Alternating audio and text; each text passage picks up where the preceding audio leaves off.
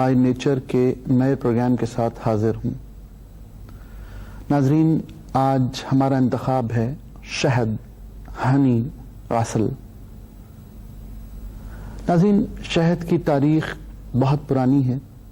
حضرت یعقوب علیہ السلام کے دور میں شہد تحفے میں دینا روایت تھی۔ سورہ نحل میں، قرآن کریم میں شہد کے بارے میں حکم شفا ہے۔ ناظرین، اس کی جدید تحقیق کے بعد یہ بات ثابت ہو گئی کہ یہ قدرت کی طرف سے انسانیت کو دیا جانے والا دوا اور غذا کے اعتبار سے عظیم ترین تحفہ ہے۔ ناظرین، شہد کے بارے میں قرآن کا معیار یہی ہے کہ یہ مختلف رنگوں کا ہوتا ہے، اور واقعی مختلف رنگوں کا ہوتا ہے، اس لیے کہ نیچر میں ہونے والی تمام چیزوں سے کشید کر کے وہ شہد حاصل کیا جاتا ہے۔ یہ نیچرل چیزیں جس کا ہم نے انتخاب کیا ہے، آج اس پروگرام میں ہمارے ساتھ شامل ہیں، یہ تمام چیزیں وہ ہیں جن سے شہد کشید کیا جاتا ہے۔ ہم اگر کسی ایک چیز کا فائدہ بتا رہے ہیں تو وہ کسی ایک چیز کا فائدہ ہے، لیکن ناظرین اگر شہد کا فائدہ بتا رہے ہیں تو وہ من حیث المجموعی سب کا فائدہ ہے، اس لیے کہ شہد کی مکھی میں یہ صلاحیت ہے کہ اگر وہ کسی جگہ سے کوئی زہر حاصل کر لے تو اللہ تعالیٰ نے اس کے لبلوز میں یہ خاصیت پیدا کی ہے کہ اس کے اندر شفا بن جاتی ہے، اس کی زہر کی صلاحیت ختم ہو جاتی ہے۔ نبی کریم صلی اللہ علیہ وسلم سے ایک صحابی رسول نے ایک مرتبہ پیغام بھجوایا کہ یا رسول اللہ، میں بیمار ہوں، آپ کی توجہ چاہتا ہوں۔ آپ نے اس کے جواب میں اسے شہد کی کپی روانہ کی۔ شہد واقعی شفا ہے۔ بچوں کے دانتوں کے نکلنے کے دور میں اگر شہد کو استعمال کیا جائے تو وہ نہ صرف یہ کہ اپنی قوت کو بحال رکھیں گے، نئی قوت حاصل کریں گے، نیوٹریشن میں بہتری ثابت ہوگی، ان کی ہڈیوں کی بڑھوتری ہوگی اور ان کو قوت حاصل ہوگی۔ اگر بچے دانت نکال رہے ہیں تو بھی شہد کو استعمال کیجئے۔ اگر اس میں کھیل کیا ہوا سہاگا شامل کر لیں تو بچے دانت آسانی سے نکال لیں گے۔ بڑھتے ہوئے بچوں میں اگر آپ کوئی قوت بخش چیز استعمال کرنا چاہتے ہیں تو وہ شہد ہی ہے۔ 5 سے لے کر کے 12 سال تک کے بچوں کو 3 سے لے کے 4 چمچ شہد پانی میں ڈال کر دیجئے یا دودھ میں۔ دودھ بھی قدرتی غذا ہے۔ اس سے بڑے لوگوں میں اگر فرض کریں کہ کوئی قوت چاہتا ہے تو وہ پانی کے ساتھ استعمال کر سکتا ہے، دودھ کے ساتھ استعمال کر سکتا ہے، اپنی چائے کے ساتھ استعمال کر سکتا ہے۔ دنیا کے کئی ممالک میں جو کہوا ہے اس کے ساتھ چینی کا استعمال نہیں ہوتا، وہ لوگ شہد ہی کا استعمال کرتے ہیں، اور خاص طور سے ٹھنڈے علاقے کے لوگ۔ شہد کی قوت کار کیا ہے اور شہد کی زندگی کیا ہے؟ تاریخ کا حوالہ یہ ہے کہ 3500 سال پرانا ایک مرتبان فرعون کے مقبرے سے نکلا ہے۔ جدید کیمیاوی تحقیقات نے اس بات کو ثابت کر دیا کہ وہ 3500 سال پرانا شہد آج بھی اپنی قوت کار کے اعتبار سے قابل استعمال ہے۔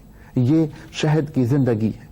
ناظرین، جسم کے ہر مرض کے بعد اگر کمزوری پیدا ہو جائے تو اس کو واپس لانے کے لیے، اپنی قوت کو بحال کرنے کے لیے صرف شہد کا استعمال ہی کافی ہے۔ اگر جو کے دلیے میں شہد استعمال کیا جائے تو شاید اس سے بہتر ناشتہ کوئی نہیں۔ کسی بھی مرض میں، چاہے وہ گردے کا ہو، چاہے وہ جگر کا ہو، چاہے وہ پیٹ کا ہو، چاہے وہ دل کا ہو، جو کے دلیے کے ساتھ اگر شہد کو استعمال کیا جائے تو اس کی قوت کار میں اضافہ ہوتا ہے اور ہماری قوت کار میں بھی۔ ناظرین، یہ بات ہمیشہ سے متنازع رہی کہ ذیابیطس کے مریضوں کو شہد استعمال کرنا چاہیے یا نہیں۔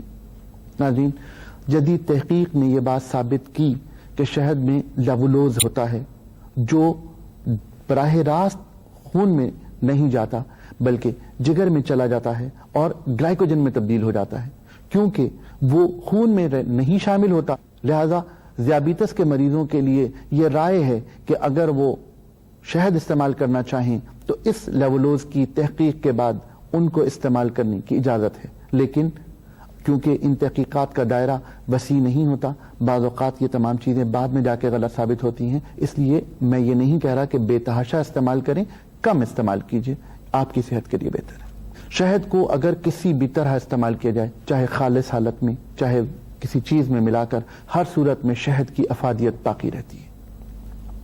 یہاں ایک بات خاص طور پر کہنا چاہوں گا کہ شہد اصلی کیا ہوتا ہے اور نقلی کیا ہوتا ہے۔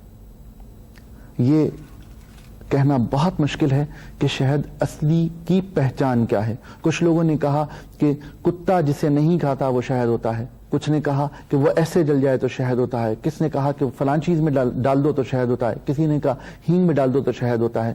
ناظرین، شہد خالص میرا خیال ہے کہ صرف وہی ہے جسے آپ خود نکالیں، اس لیے کہ تجارتی استعمال کے لیے نکالا جانے والا شہد جس طرح پروسیس کیا جاتا ہے، جس طرح پیک کیا جاتا ہے، عام طور پر اس میں پھولوں کا زر گل ضائع ہو جاتا ہے اور وہ اس افادیت کا نہیں رہتا جس افادیت کا خالص شہد ہونا چاہیے۔